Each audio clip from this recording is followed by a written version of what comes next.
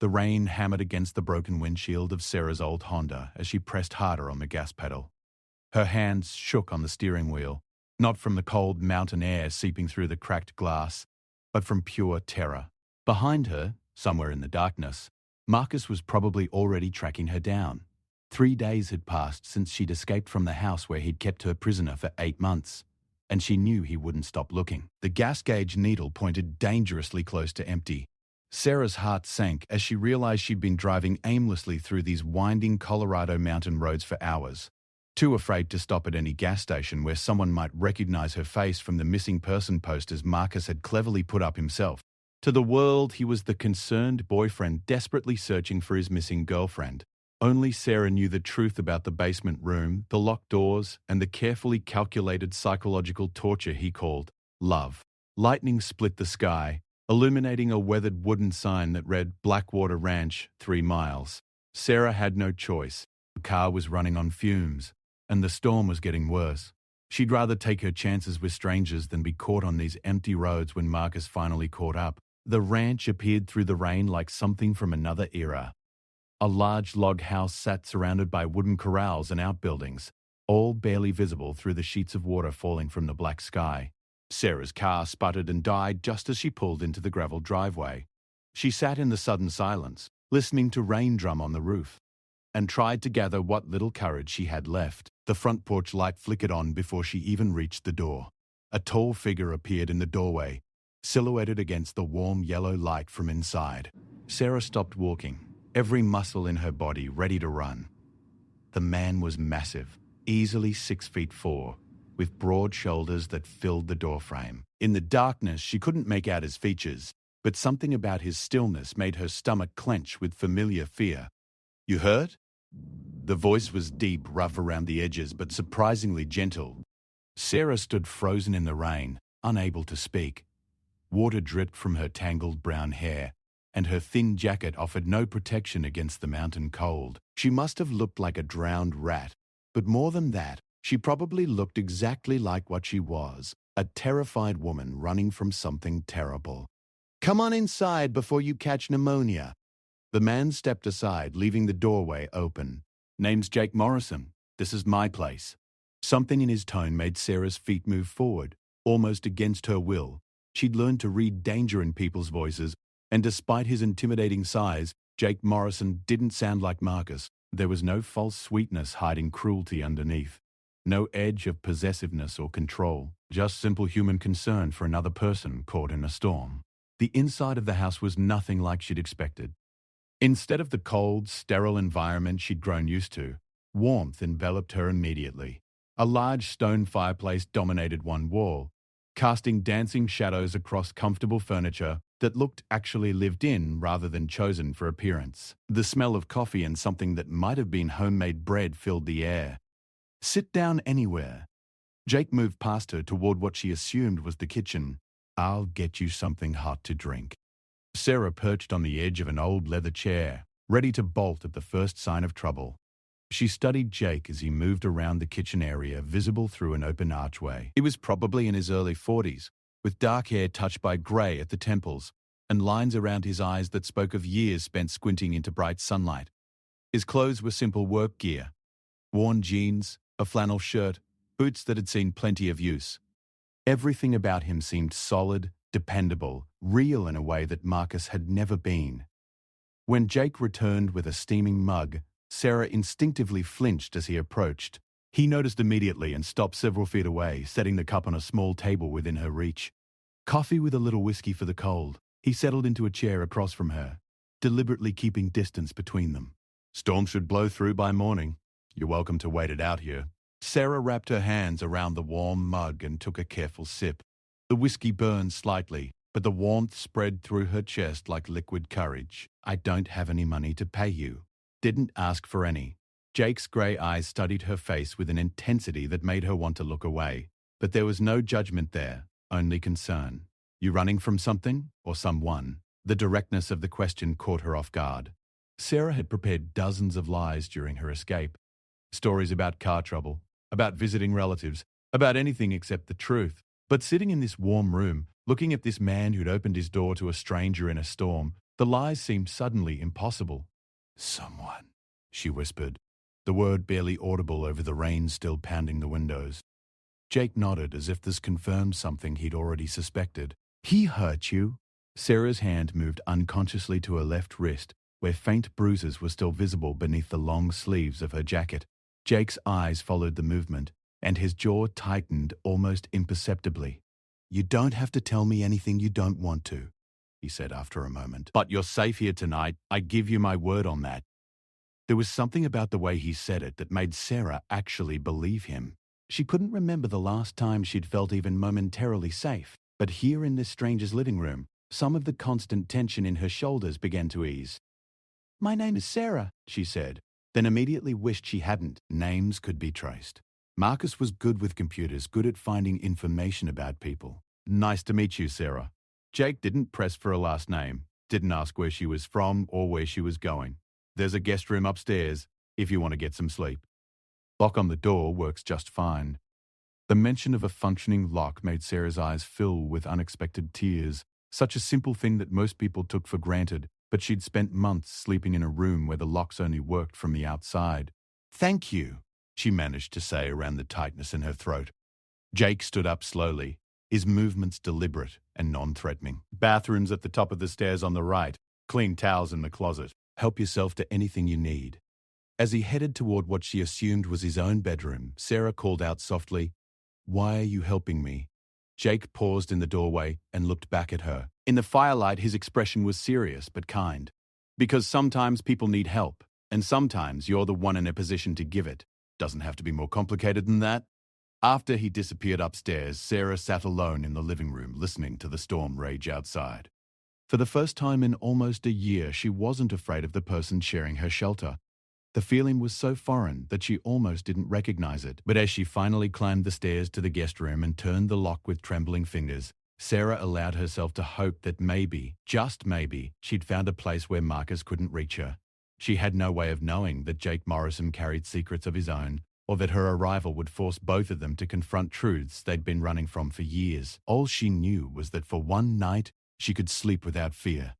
It was more than she dared to hope for, and longer than she could remember. Outside, the storm continued to rage, but inside Blackwater Ranch, two broken people had found temporary shelter from their respective demons. Neither of them suspected how much their lives were about to change, or how the truth about Jake's past would either destroy Sarah's newfound sense of safety or become the key to her ultimate freedom. Sarah woke to the smell of bacon and coffee drifting up from downstairs. For a confused moment, she couldn't remember where she was. The bed was soft, the room filled with natural light, and she could hear the sounds of someone moving around in a kitchen below. No shouting, no angry footsteps, no locks clicking from the outside. Then memory rushed back. The storm, the ranch, Jake Morrison's unexpected kindness. She'd slept for almost 12 hours straight, something that hadn't happened since before Marcus. Even now, fully awake, her body felt loose and relaxed in a way she'd forgotten was possible. The storm had passed, leaving the world outside the window washed clean and bright with morning sunshine. Sarah made her way downstairs cautiously, still not entirely convinced this wasn't some elaborate trap. But Jake was simply standing at the stove, turning bacon in a cast-iron skillet, wearing the same practical clothes as the night before. He looked up when she entered the kitchen, his expression neutral and unthreatening. "Hope you're hungry," he said, gesturing toward a table already set for two. "Coffee's fresh, and there's orange juice if you prefer that." The normalcy of it all made Sarah's chest tight with emotion she didn't quite understand. When was the last time someone had simply made her breakfast without wanting something in return? Marcus had cooked for her sometimes in the beginning, but even then it had been part of his campaign to control her, to make her dependent on his care. "You don't have to feed me," she said, hovering uncertainly in the doorway. "Don't have to do a lot of things," Jake replied mildly, cracking eggs into the skillet. "Doesn't mean they aren't worth doing." Sarah settled into a chair at the wooden table and accepted the plate Jake set in front of her. The eggs were perfect, the bacon crispy, and there was fresh bread toasted golden brown. She ate slowly at first, waiting for the other shoe to drop for Jake to start asking questions or making demands. But he simply ate his own breakfast and made casual conversation about the weather and the ranch. "Got about 200 head of cattle scattered across 1,500 acres, he said when she asked about his work. Keep some horses, grow enough hay to feed them through winter. It's a good life, mostly peaceful. Mostly? Sarah caught the qualifier and immediately wished she hadn't. She was still learning to trust her instincts again, still sorting out which questions were safe to ask. Jake's fork paused halfway to his mouth, and for just a moment, his easy expression grew guarded. Every place has its troubles. This one's no different. There was something in his tone that reminded Sarah unpleasantly of the way Marcus had deflected certain questions. But before she could analyze the feeling further, Jake was asking about her car. Engine sounded like it was about done when you pulled in last night, he said. I could take a look at it after breakfast, see if it's something simple. The offer of help should have been comforting, but instead Sarah felt a familiar spike of anxiety. Her car was her only means of escape, her one link to independence. What if Jake fixed it but then wouldn't let her leave? What if this was how it started, with small favors that gradually became chains?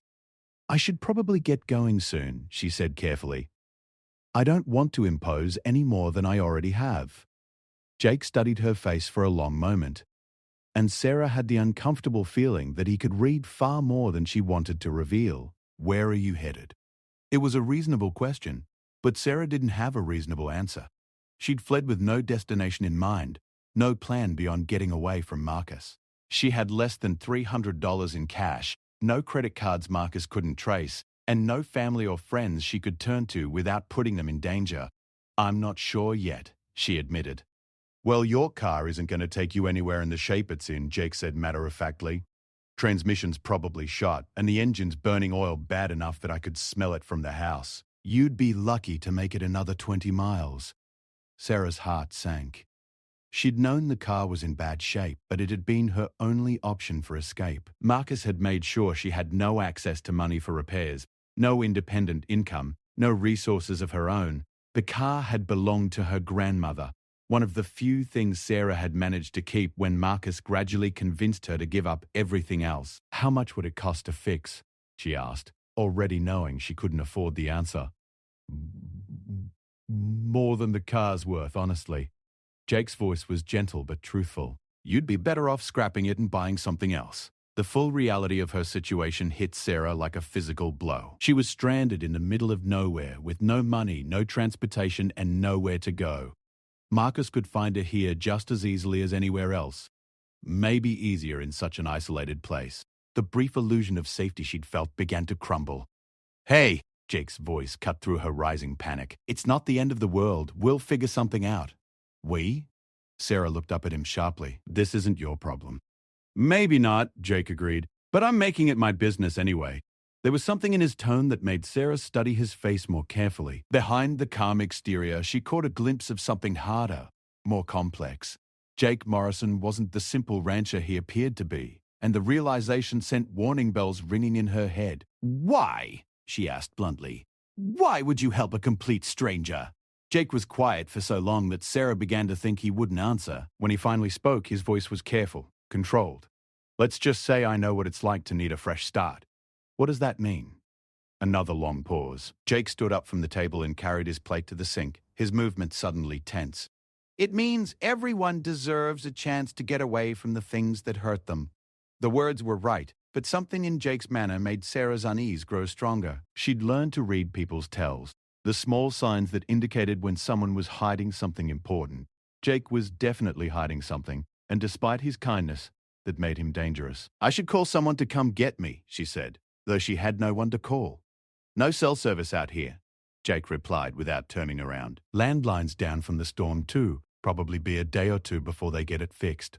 Sarah felt the walls closing in again, just like they had in Marcus's house. Remote location, no communication with the outside world, dependent on someone else's charity.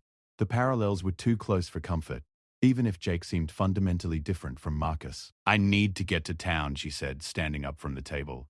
Is there someone who could give me a ride?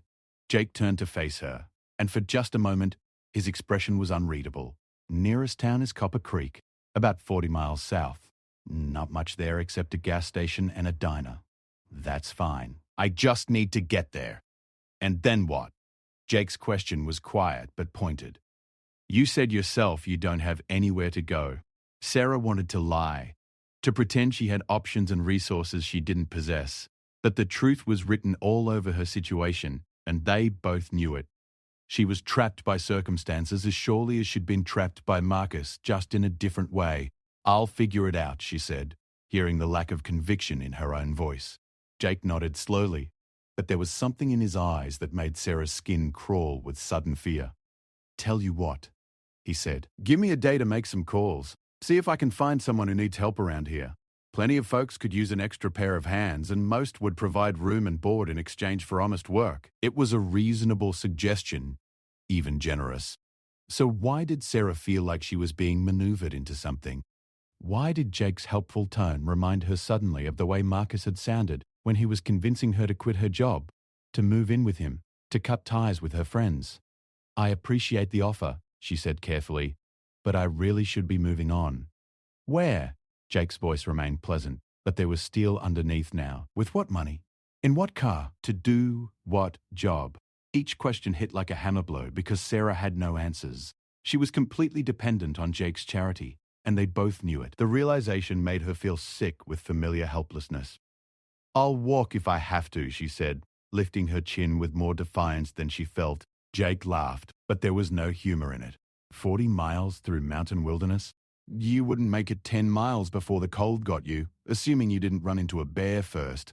The casual way he dismissed her chances of survival sent ice through Sarah's veins. This was how it had started with Marcus too. Reasonable arguments about why she needed him, why her own plans were foolish, why he was only looking out for her best interests. "You're trying to scare me," she said, backing toward the kitchen door. "I'm trying to keep you alive." Jake's voice was suddenly sharp, authoritative in a way that made Sarah freeze.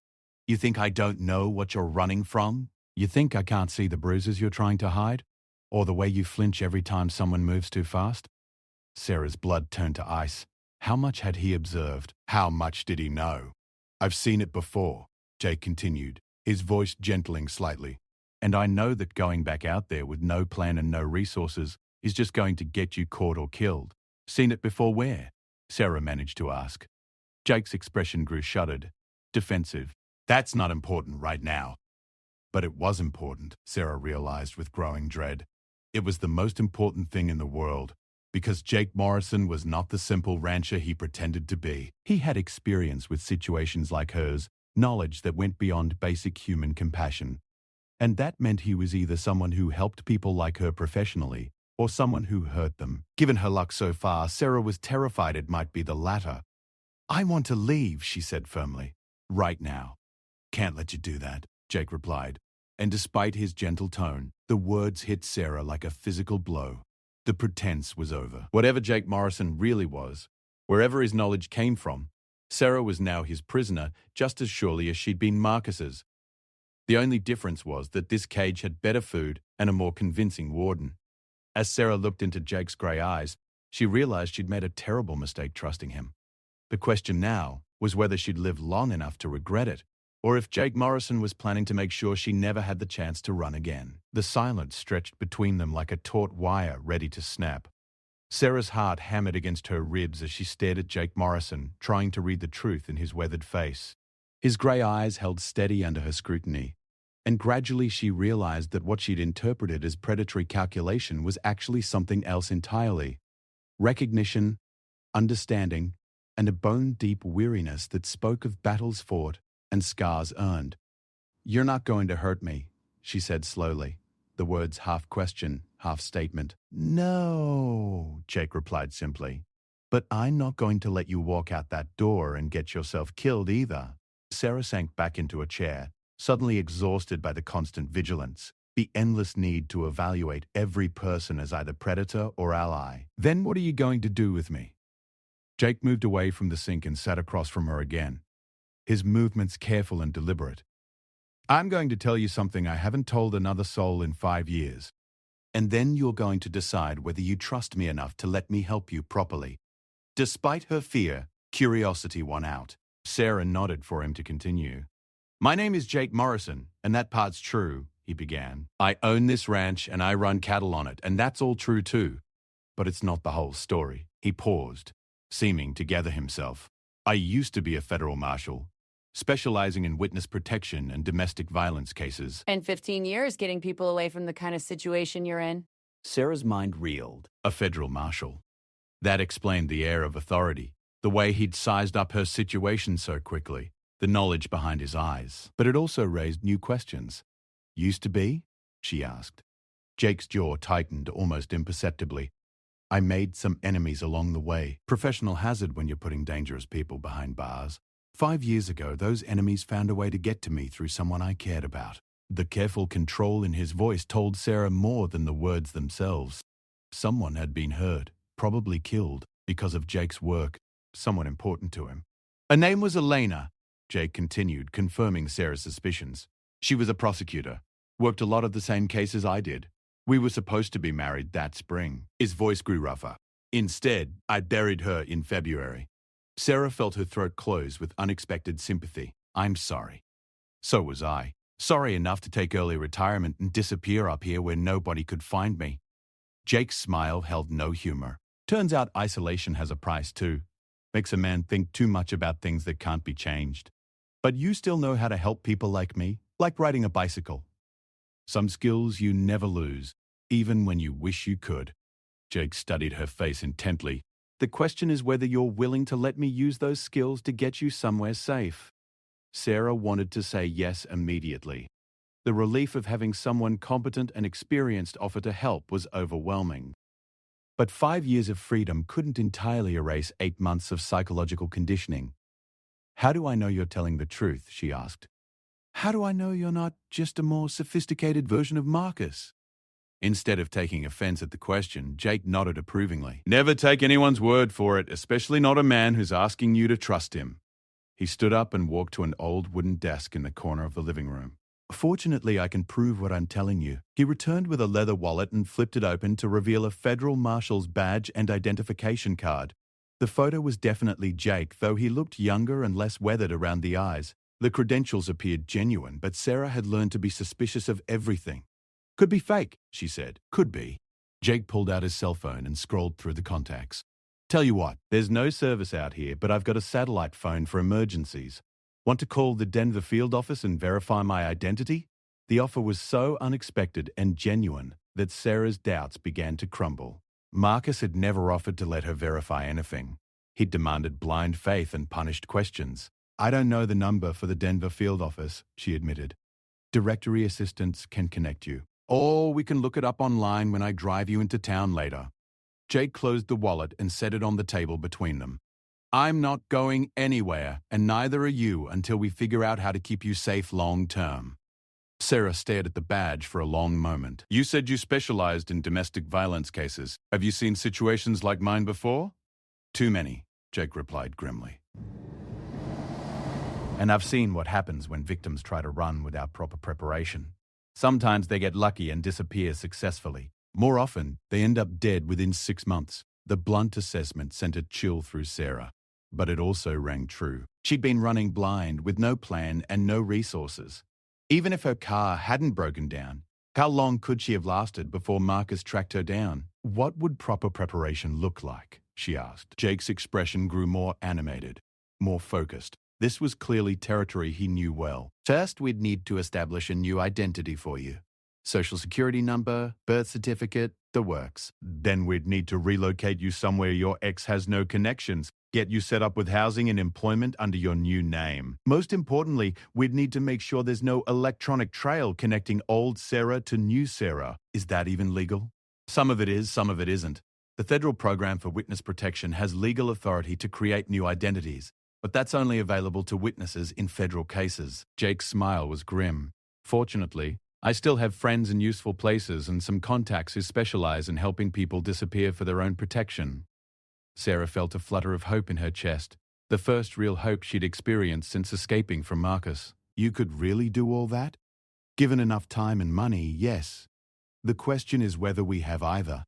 Jake leaned forward, his expression growing serious. Tell me about this, Marcus. How connected is he? Does he have law enforcement contacts, political influence, serious money? Sarah's heart sank as she considered the question. All of the above. His father owns a chain of car dealerships across 3 states. Marcus himself is some kind of computer consultant for local police departments. He has friends in the sheriff's department, knows people in city government. Jake's expression grew grimmer with each detail. What about federal connections? I don't know for sure, but he always seemed to know things about investigations before they were public. Said he had friends in different agencies. Sarah's voice grew smaller as she realized how formidable her enemy really was. Smart, Jake. Really smart. And he doesn't give up on things he considers his. Neither do I, Jake replied with quiet intensity. And I've got advantages he doesn't know about. Like what? Like 15 years of experience staying one step ahead of people who want to hurt the folks I'm protecting. Like contacts in places Marcus has probably never heard of. Like the fact that he doesn't know you're here or that you found someone with the skills to help you properly. Sarah wanted to believe him, but the magnitude of what they were up against seemed overwhelming. Even if you could create a new identity for me, Marcus won't just give up. He'll keep looking. Let him look, Jake said with cold confidence. When I'm done with your case, there won't be anything to find. Sarah, whoever you are, will simply cease to exist, and in her place will be someone completely new with a completely different history. The casual way he discussed erasing her existence should have been terrifying, but instead Sarah found it oddly comforting. She'd wanted to stop being herself anyway, to shed the skin of the woman who'd been stupid enough to trust Marcus in the first place. How long would it take, she asked. Done right? 6 to 8 weeks for a complete transformation. New documents, new location, new job, the works. Jake paused. But we'd need to keep you hidden and safe during that time, and that's where things get complicated. Complicated how? Jake was quiet for a moment, choosing his words carefully. Marcus isn't the only one who might come looking. I told you I made enemies when I was working federal cases. Some of them are still out there, still holding grudges. This ranch is off the grid enough that it's probably safe in the short term, but if we're talking about weeks rather than days, Sarah felt her brief hope beginning to fade. So you can't help me after all. I didn't say that. Jake's voice sharpened with determination. I said it was complicated, not impossible. But we're going to have to be very careful and very smart and probably very lucky. And if we're not, Jake met her eyes steadily, then we'll both probably end up dead. But here's the thing, Sarah, you're going to end up dead anyway if you try to handle this alone. At least this way you've got a fighting chance. Sarah considered his words in the growing afternoon light. Outside the kitchen window, she could see cattle grazing peacefully in green pastures, mountains rising in the distance like ancient guardians. It looked like the kind of place where nothing bad could happen, where people could live quiet lives without fear. But she was learning that appearances could be deceiving.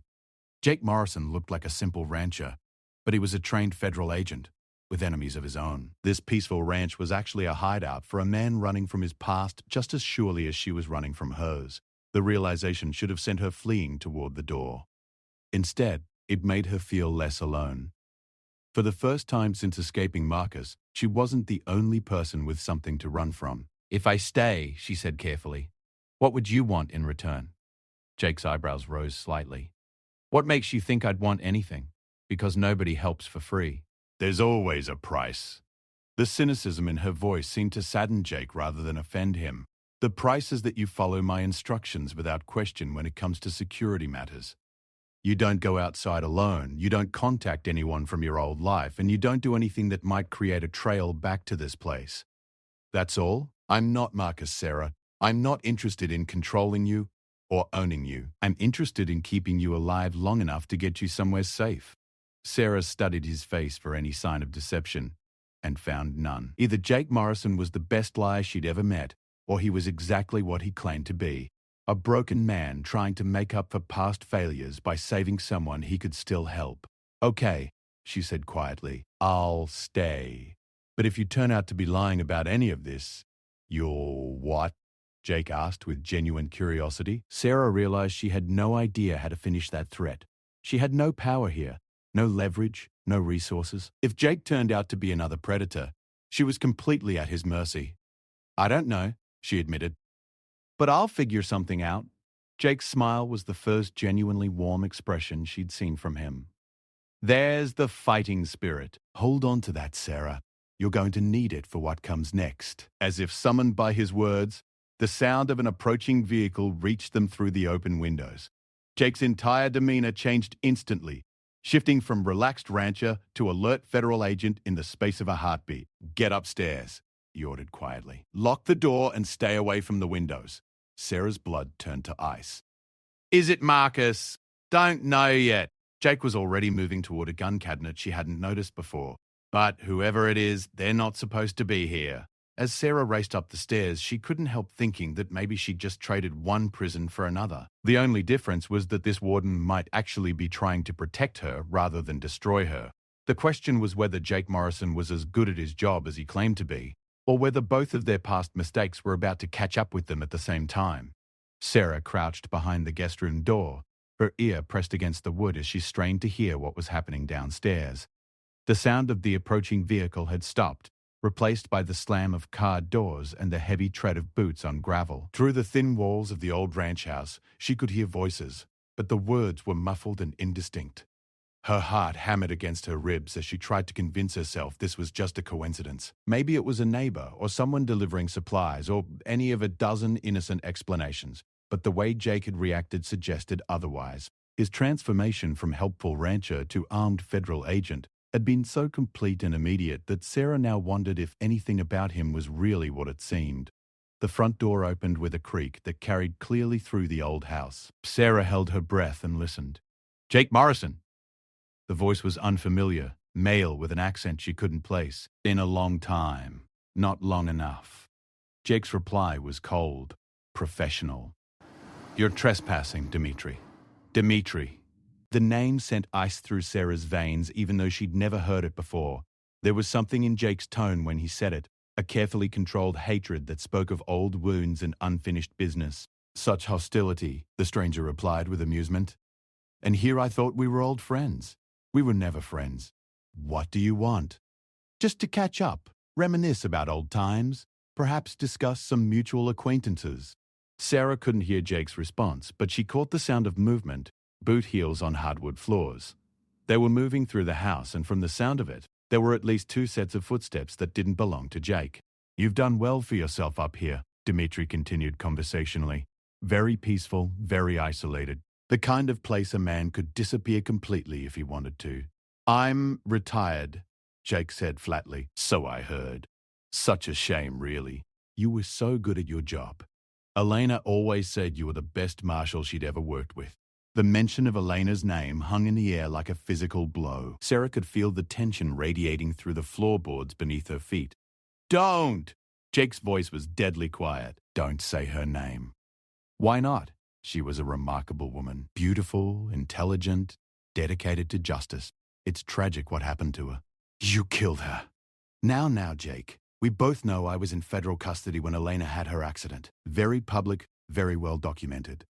There's no way I could have been involved." Sarah pressed her hand to her mouth to stifle a gasp. This man, whoever he was, had been responsible for the death of Jake's fiancée. And now he was here, in the same house where Sarah was hiding, talking about it like it was casual conversation. "Your people killed her," Jake corrected. "On your orders." "My people do many things, most of which I know nothing about, but let's not dwell on the past. I'm here about the present." "Which is?" "A mutual friend of ours has lost something precious. He's asked me to help him find it." Sarah's blood turned to ice water. Somehow, Marcus had found her, had tracked her to this isolated ranch in the middle of nowhere. But worse than that, he'd apparently enlisted the help of someone from Jake's past, someone dangerous enough to make a federal agent go into hiding. "I don't know what you're talking about," Jake said, but Sarah could hear the lie in his voice. "We both know you're too smart to play games. My friend is very concerned about a young woman who's gone missing. Brown hair, about 5'6", drives an old Honda that's seen better days. Ring any bells?" The silence stretched so long that Sarah began to wonder if Jake was going to deny her presence entirely. When he finally spoke, his voice was carefully neutral. "Haven't seen anyone matching that description." Dimitri sounded amused rather than convinced. "That's interesting, because my friend tracked her car to within about 10 miles of here before the trail went cold. And coincidentally, there was a storm that night that would have made driving quite treacherous." "Lots of people get lost in these mountains," Jake replied. "Most of them end up down in Copper Creek eventually." "Yes, but most of them don't abandon their vehicles and disappear completely." The car was found this morning in a ravine about 3 miles south of here. Engine still warm, personal belongings still inside, but no driver. Sarah's mind reeled. Her car had been found? But that was impossible. It was sitting right outside in Jake's driveway. Unless understanding hit her like a physical blow. Jake must have moved her car during the night, probably pushed it into the ravine to make it look like she'd had an accident. The thought should have terrified her, but instead she felt a grudging respect for his thoroughness. "Sounds like she had an accident," Jake said, echoing Sarah's thoughts. "These roads can be dangerous, especially in a storm." That's what the local sheriff thought too. Very sad. Very tragic. "Except my friend knows better." He knows his precious Sarah is much too careful a driver to simply slide off the road, which means someone helped her disappear. Sarah flinched at the possessive way Dimitri said his precious Sarah. It was exactly the tone Marcus used when talking about her, like she was a valuable object that belonged to him rather than a person with her own will. "And you think that someone was me?" Jake asked. "I think you've made a career out of helping people disappear when they don't want to be found. I also think you have a particular weakness for women in distress, especially after what happened to Elena." The sound that came from Jake was barely human, more growl than voice. "Leave her out of this." "But she's so relevant to our current situation," Dimitri continued smoothly. "After all, you couldn't save her, could you? Despite all your training, all your experience, all your federal resources, you couldn't keep her safe from a simple car bomb." Sarah heard movement downstairs, rapid and violent, followed by the distinctive sound of a safety being clicked off. Now, Dimitri said calmly. "No need for unpleasantness. We're just having a conversation between old acquaintances. You have 3 seconds to get off my property," Jake snarled. "And then I start shooting. I don't think you want to do that, my friend. You see, my associates outside have very clear instructions about what to do if they hear gunfire from inside this house. And those instructions involve a great deal of gasoline and several incendiary devices." The threat was delivered so casually that it took Sarah a moment to process what Dimitri was saying. He was going to burn down the house with all of them inside if Jake didn't cooperate. "Besides," Dimitri continued, "you're going to want to hear my employer's generous offer before you do anything rash. I'm not interested in any offers from Marcus." Sarah's heart stopped. Jake knew Marcus's name. But how was that possible? She'd never told him her ex's name, had been careful not to reveal any details that could identify him. "Ah, so you do know who we're talking about," Dimitri said with satisfaction. "That saves time. Marcus is prepared to be very reasonable about this situation. He simply wants his property returned. She's not property. She's a human being. That's a philosophical distinction my employer doesn't recognize. The point is, he's willing to pay handsomely for her safe return, $100,000. Cash, no questions asked." The offer hung in the air like a death sentence. Sarah closed her eyes and tried not to think about what $100,000 would mean to a retired federal agent living on a ranch. It was more money than she'd ever seen in one place, certainly more than Jake could make running cattle. "And if I refuse?" Jake asked. "Then things become very unpleasant for everyone involved." My employer is not a patient man, and he's already quite upset about the inconvenience Sarah has caused him. The longer this goes on, the less generous his mood becomes. Sarah could hear the implicit threat in Dimitri's words. If she went back willingly, Marcus might be satisfied with simply reclaiming his property. But if Jake continued to protect her, the consequences would extend far beyond just her own safety. "I need time to think about it," Jake said finally. "Of course, you have until tomorrow morning. My associates and I will be staying at the Copper Creek Motel if you need to reach us." Dimitri's voice moved toward the front door. "Oh, and Jake, don't even think about trying to move her tonight. We'll be watching the road." The front door slammed shut, followed by the sound of engines starting and vehicles driving away. Sarah remained frozen behind the guest room door, afraid to move, afraid to breathe, afraid to think about what had just happened. After what felt like hours but was probably only minutes, she heard Jake's footsteps on the stairs. His knock on her door was gentle but urgent. "Sarah, it's me. You can come out now." She opened the door with shaking hands and found Jake standing in the hallway, his face grim but his eyes kind. The rifle he'd been holding was nowhere to be seen. "How did you know Marcus's name?" she asked immediately. "I never told you." Jake sighed and ran a hand through his graying hair. "Because I've been tracking him for the past 6 months. He's wanted in connection with 3 other missing women, all of whom were involved with him before they disappeared." Sarah felt the floor drop out from under her feet. 3 other women. Amy Chen from Seattle, Disappeared 8 months ago after trying to leave Marcus. Jessica Rodriguez from Phoenix, gone 6 months. And Rebecca Walsh from Denver, who vanished just 2 months ago. Jake's voice was carefully controlled. All three had the same story: controlling boyfriend, escalating abuse, attempts to leave that ended in their complete disappearance. Are they? Sarah couldn't finish the question. We don't know. Their bodies were never found, but Marcus has alibis for all 3 disappearances. He's very careful, very smart, and apparently very good at making people vanish. Sarah sank against the doorframe, overwhelmed by the scope of what she was learning. So when I showed up here, I knew exactly who you were running from, and exactly how much danger you were in. Jake's expression was grim but determined. The question now is what we're going to do about it. Sarah looked at him in amazement. Jake, you heard what that man said. If you don't turn me over to them, they'll kill you too. They're going to try to kill me anyway, Jake replied, matter-of-factly. Dmitry Volkov doesn't leave loose ends, and I know too much about his operation for him to let me walk away. Then give me to them, Sarah said desperately. Don't get yourself killed for someone you barely know. Jake's smile was sad but determined. Too late for that, I'm afraid. Besides, I made Elena a promise before she died. I told her that if I ever got another chance to take down the people who killed her, I'd do it no matter what the cost. Sarah stared at him in confusion. I don't understand. What does Elena have to do with Marcus? Everything, Jake replied grimly. Because Marcus Kellerman isn't just some abusive boyfriend with a talent for making women disappear. He's one of Dmitry Volkov's money laundering specialists. And the operation Elena was investigating when she died was his operation. The pieces clicked into place with devastating clarity.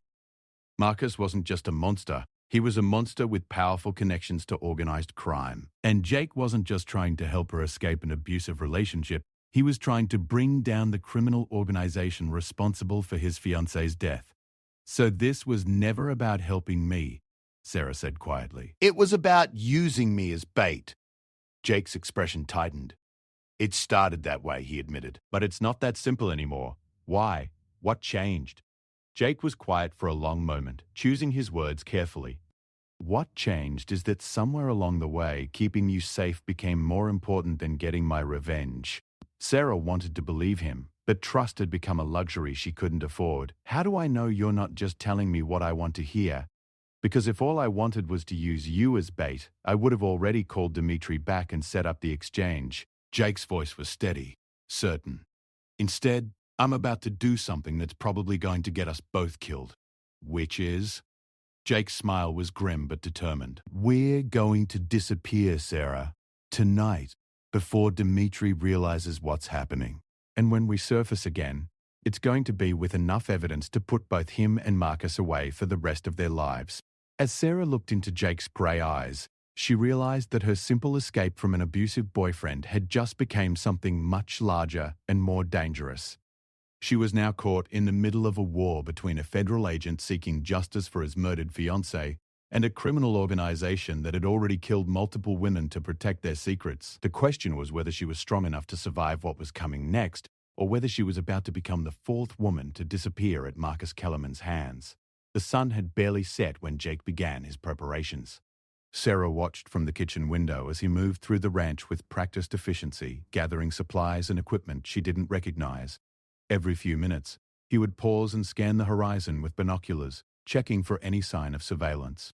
Pack light, he told her when he came back inside. One change of clothes, nothing with sentimental value, nothing that can be traced back to your old life. Sarah looked around the guest room that had been her sanctuary for less than 24 hours. She owned almost nothing anyway. The clothes on her back, a few items from her rushed escape from Marcus's house. But Jake's words drove home the reality that she was about to lose even those few remaining connections to the person she used to be.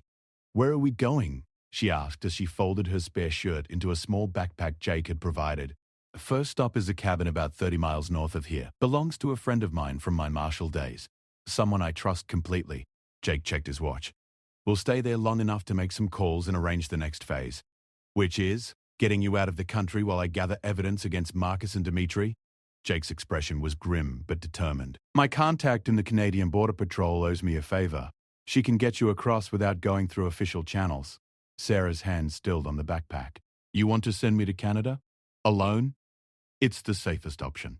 Dimitri's people have contacts throughout the US law enforcement system, but their reach into Canada is limited. You'd have a fresh start there, completely clean identity, enough money to get established somewhere safe. The plan was logical, even generous, but something about it made Sarah's stomach clench with anxiety. What about you? What happens to you while I'm in Canada? I go back to work, Jake replied simply. Elena's case was never officially closed. With you as a witness to Marcus's activities, I can reopen it and start building a federal case against the whole organization. Using me as bait, Sarah said quietly. Jake paused in his preparations and looked at her directly. Sarah, I won't lie to you.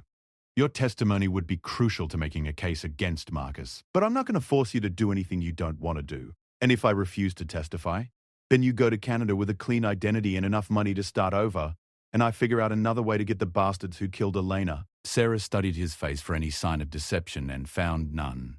Jake Morrison might be many things. A broken man seeking revenge, a federal agent with his own agenda, a person carrying enormous guilt over his fiancée's death. But he wasn't a liar. There's something else, isn't there? She asked. Some reason you're not telling me the whole plan. Jake's smile was rueful. You're getting too good at reading people. Yes, there's something else. He sat down on the edge of the bed and looked at his hands. The truth is, I don't think Dimitri is going to let either of us walk away from this. Even if I gave you to him tonight, he'd still consider me a threat. And Marcus doesn't leave loose ends. So this is really about survival, not justice. But sometimes they're the same thing. Jake met her eyes again. I failed Elena because I underestimated what we were up against. I thought federal protection would be enough. Thought following procedure would keep her safe. I was wrong. And now? Now I'm not following procedure. I'm using every dirty trick I learned in 15 years of federal service, calling in every favor, breaking every rule that needs to be broken. His voice grew harder, more determined. Marcus and Dimitri think they're dealing with a retired federal agent who's going to play by the book. They're about to learn how wrong they are. Sarah felt a chill that had nothing to do with the mountain air. Jake, what exactly are you planning to do? Before he could answer, a soft electronic beeping came from his pocket. Jake pulled out what looked like a modified cell phone and frowned at the display.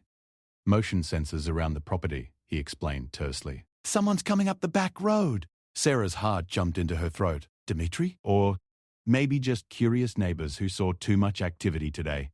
Jake was already moving toward the window, binoculars in hand. Either way, we need to go. Now. They moved through the dark house like ghosts, Jake leading the way with the practiced stealth of someone who'd spent years hunting dangerous people. Sarah tried to match his silence, but every creak of the old floorboards sounded impossibly loud to her ears. Jake paused at the back door and listened intently before opening it. The night air was crisp and cold, filled with the sounds of cattle settling down for the night, and wind through the pine trees. To Sarah, it sounded peaceful, normal. But Jake's tense posture suggested he heard something else entirely. There, he whispered, pointing toward a stand of trees about a quarter-mile away. 2 vehicles, no lights. They're trying to surround the house. Sarah squinted into the darkness, but could see nothing except shadows. Are you sure? Trust me. Jake was already moving toward a large barn behind the house. I've been on both sides of surveillance operations. I know how they move. Inside the barn, Jake led her past several stalls to what looked like an ordinary tack room. But when he opened the door, Sarah saw it was actually a carefully disguised armory. Rifles, handguns, ammunition, and equipment she didn't recognize lined the walls in precise rows.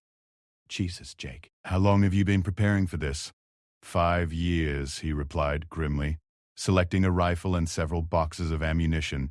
Ever since I realized Dimitri would eventually track me down. He handed her a small pistol in a shoulder holster. Do you know how to use this? Sarah stared at the weapon in her hands. She'd never held a gun before, had never wanted to, but looking at Jake's grim expression, she realized her preferences were about to become irrelevant. I can learn, she said quietly. Good girl. Jake showed her how to check the safety and load the clip. Safety stays on unless you're ready to shoot. If you have to use it, aim for the center of the chest and keep pulling the trigger until the threat stops moving. The casual way he discussed killing people should have horrified Sarah, but instead she found it oddly comforting. For the first time since leaving Marcus, she wasn't completely helpless. Jake activated something that looked like a complex radio system. "Tommy? It's Jake. We're compromised and moving to secondary location." "Understood. Yes, she's with me. See you on the other side." He switched off the radio and shouldered a large pack Sarah hadn't seen him prepare. Time to go. They slipped out the back of the barn just as Sarah caught the sound of vehicles moving closer to the main house. Jake led her across a pasture toward what looked like empty wilderness, but as they climbed higher up the mountainside, Sarah realized he was following some kind of trail invisible to her eyes. "Where are we going?" she whispered. "There's an old mining road that connects to the National Forest Service trails. We can follow it north for about 15 miles before we need to worry about roads again." Sarah's legs were already burning from the steep climb, and they'd barely been walking for 10 minutes. 15 miles? On foot? "It's better than the alternative," Jake replied. "Dimitri's people are probably watching every road within 50 miles of here. This is the only way out that doesn't involve checkpoints." Behind them, the lights of the ranch house suddenly blazed to life. Sarah turned to look back and saw vehicles surrounding the building, dark figures moving with military precision. "They're searching the house," Jake observed calmly. "Should buy us about an hour before they realize we're not there. "And then?" Then they'll start tracking us properly, and things will get interesting." Jake's definition of interesting was clearly different from Sarah's. To her, being hunted through mountain wilderness by armed criminals sounded less interesting than terrifying. But as they climbed higher into the pine-scented darkness, Sarah realized something had changed in her thinking. For the first time in almost a year, she wasn't running away from something. She was running towards something, toward safety, toward justice, toward the possibility of a life where she wouldn't have to be afraid anymore. The fact that she might die in the process seemed almost secondary. Death, at least, would be better than going back to being Marcus's prisoner. "Jake?" she said quietly as they paused to catch their breath near a small stream. "Yeah? Thank you for not giving me back to them." Jake's smile was barely visible in the starlight. "Thank me when we're both still alive and awake. Right now, we've got about 8 hours of hiking ahead of us before we reach somewhere safe. And if they catch us before then?" Jake checked his rifle and scanned the trail behind them.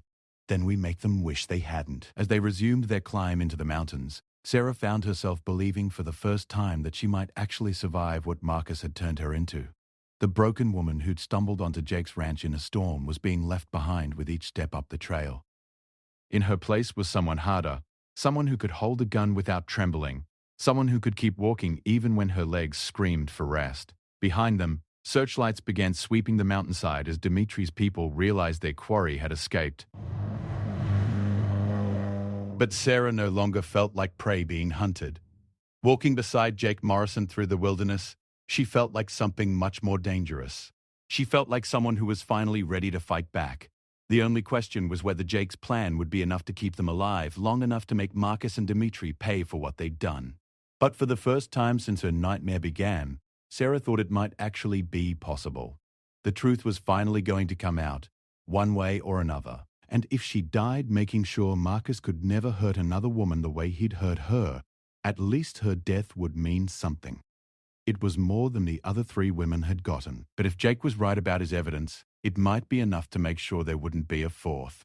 8 hours of hiking through mountain wilderness had brought them to a small cabin hidden so deep in the national forest that Sarah doubted it appeared on any official maps. Tommy Chen, Jake's contact, turned out to be a compact Asian-American man in his 50s with intelligent eyes and the same air of quiet competence that characterized Jake. He greeted them with coffee, hot food, and a satellite communication setup that looked like it belonged in a military command center. "Status report," Tommy said without preamble as they settled around his kitchen table. "Dmitri Volkov is working with Marcus Kellerman to recover Sarah," Jake replied. "They offered me $100,000 to turn her over. Threatened to kill us both if I refused." Tommy's eyebrows rose slightly. "Volkov himself? That's escalating quickly. What's Kellerman's connection to the Volkov organization? Money laundering? At minimum. Possibly more." Jake pulled out a small recording device Sarah hadn't seen before. "I got some of their conversation on tape, including Dimitri, confirming that Marcus has made 3 other women disappear." As Jake played the recording, Sarah listened to Dimitri's voice again and felt the familiar chill of fear, but this time the fear was mixed with something else. Anger, pure, clean anger at everything Marcus and his associates had taken from her and the other women. "This is good," Tommy said when the recording finished. "But it's not enough for a federal case. We need more evidence, more connections. Ideally, some way to locate the missing women." "That's where Sarah comes in," Jake said, glancing at her. "She lived with Marcus for 8 months. She saw his operation from the inside." Sarah shifted uncomfortably in her chair. "I'd told you. I don't know anything about his business. He kept me isolated from all of that." "You know more than you think," Tommy said gently. "Sometimes the most important details are the ones that seemed insignificant at the time." Over the next 2 hours, Tommy and Jake systematically walked Sarah through every detail of her time with Marcus. Where did he work? Who did he meet with?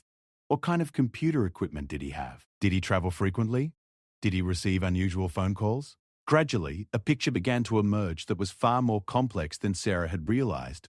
Marcus's computer consulting work involved frequent trips to Las Vegas, Miami, and other cities known for money laundering operations. His home office contained equipment worth hundreds of thousands of dollars. He received calls at odd hours from people with foreign accents, and he kept multiple cell phones for different purposes. There was a safe in his office, Sarah remembered suddenly, hidden behind a bookshelf. I only saw it once, when he forgot to close it properly. "What was inside?" Jake asked. "Cash. Lots of it, and some kind of ledger or notebook." Sarah closed her eyes, trying to remember details she'd deliberately avoided thinking about. "There were names and numbers, but I only saw it for a few seconds before Marcus realized what had happened." "Did he know you'd seen it?" Sarah's stomach clenched as the memory came flooding back. "Yes, that was the first time he really hurt me. Not just grabbed me or shook me, but actually, she couldn't finish the sentence." Jake's jaw tightened with controlled fury. "That's when the real imprisonment started, wasn't it? When he realized you'd seen too much to be allowed any freedom."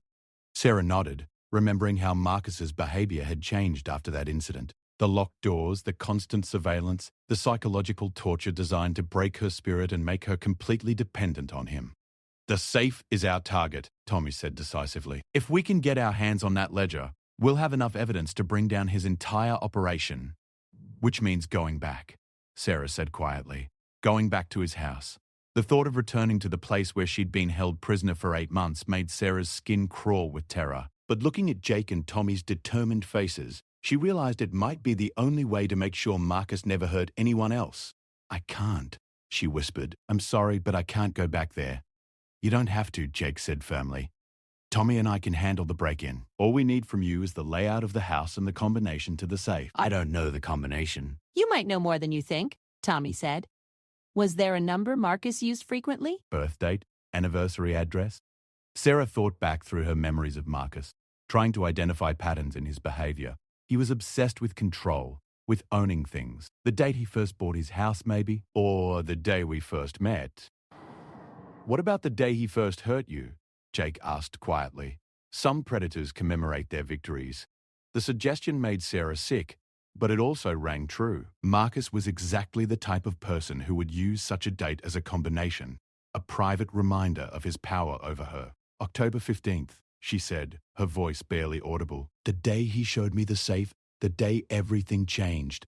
He always said it was when our real relationship began." Tommy and Jake exchanged glances. "That's disturbing enough to probably be right," Tommy said grimly. "What's the layout of the house?" Sarah closed her eyes and forced herself to mentally walk through Marcus's home, describing each room and the location of security cameras, motion sensors, and other obstacles. Every detail felt like pulling shards of glass from an old wound, but she pushed through the pain because she knew it might be the only way to save other women from her fate. "The office is on the second floor, corner room with windows facing both the front and side yards," she said finally. "The safe is behind the bookshelf on the interior wall. But Marcus has a security system, cameras everywhere, motion detectors.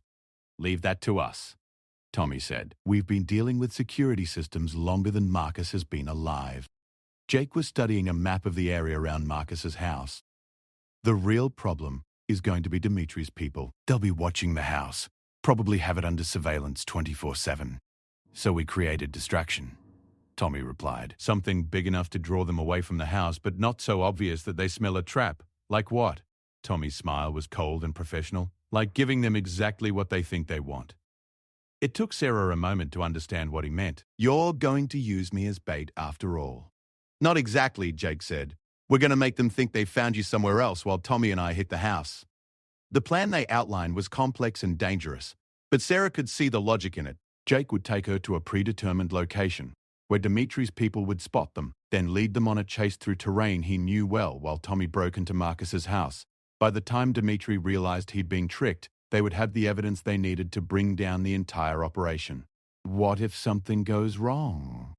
Sarah asked. What if they catch us during the chase? Then Tommy gets the evidence to my federal contacts and you become a martyr for justice, Jake replied bluntly. I won't lie to you, Sarah. This is dangerous for everyone involved, but it's our best chance of making sure Marcus never does this to anyone else, Tommy added. The 3 women who disappeared before you didn't get a chance to fight back. You do. Sarah stared out the window at the pine trees surrounding Tommy's cabin. Somewhere out there, Dimitri's people were probably still searching for her, while Marcus waited impatiently for news of her capture. The thought of remaining hidden in the wilderness was tempting, but she knew it was only a temporary solution. Eventually, they would be found. Eventually, Marcus would get her back unless something fundamental changed. When do we do it? She asked. Tomorrow night, Jake replied. That gives us time to scout the locations and make sure everything's in place. And if we survive, then Marcus Kellerman and Dmitri Volkov spend the rest of their lives in federal prison, and you get to disappear completely with a new identity and enough money to start over anywhere you want. It was a good plan, probably their only real chance of success. But as she looked at Jake's determined face, she realized something had changed in her thinking. The broken woman who'd stumbled onto his ranch during a storm was gone, replaced by someone harder, someone who could make difficult choices and live with the consequences. I have a condition, she said quietly. Jake raised an eyebrow. What kind of condition? When this is over, I want to be there when you arrest Marcus. I want him to see my face and know that I'm the one who brought him down. Tommy looked concerned. Sarah, that's not a good idea. The less exposure you have. I don't care about exposure, Sarah interrupted. I care about justice. Marcus needs to know that he underestimated me, that the woman he thought he'd broken was strong enough to destroy him. Jake studied her face for a long moment, and Sarah saw approval in his grey eyes. All right, he said finally, but you follow my orders exactly, no matter what happens. This isn't about revenge. It's about making sure he can't hurt anyone else.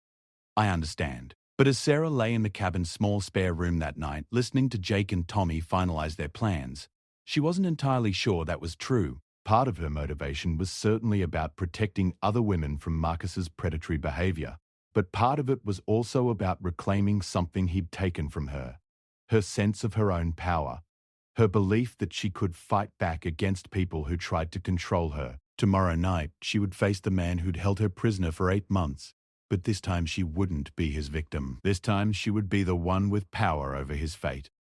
The thought should have been satisfying, but instead Sarah found herself thinking about Elena, Jake's murdered fiancée, and the 3 women who had disappeared before her. Justice was important, but it couldn't bring back the dead or undo the trauma Marcus had inflicted on his victims. Still, it was better than nothing, and if Sarah's testimony could prevent other women from suffering the same fate, then the risk she was about to take would be worth it.